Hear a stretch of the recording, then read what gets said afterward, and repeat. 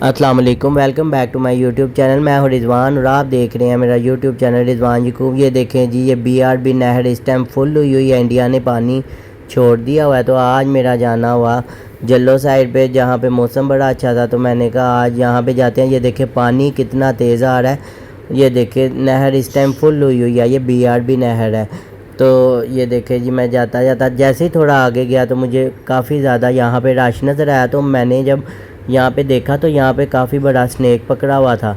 ये देखें जी, ये वीडियो लाजमी देखें, वीडियो बहुत अच्छी होने वाली है। मैं आप लोगों को आगे जाके दिखाता हूँ सांप। ये देखें, ये कुछ ये मछलियाँ लोग पकड़ रहे थे, तो मछलियों के साथ ही अंदर सांप आ गया। काफ़ी बड़ी बड़ी मछलियाँ थी जो बीआरबी नहर से लोग पकड़ रहे थे।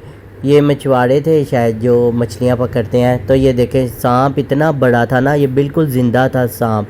ये देखें तो इन्होंने इसको पता नहीं ये मार दिया या क्या किया है। मार तो रहे थे, काफ़ी ज़्यादा लोग जमा हुए थे, लेकिन ऐसे सांप को मारना तो नहीं चाहिए। साथ ही जल्लो था, जल्लो में जमा करवा देते। तो वीडियो आप लोगों को अच्छी लगी हो तो लाइक शेयर और कमेंट्स करें। अल्लाह हाफिज़।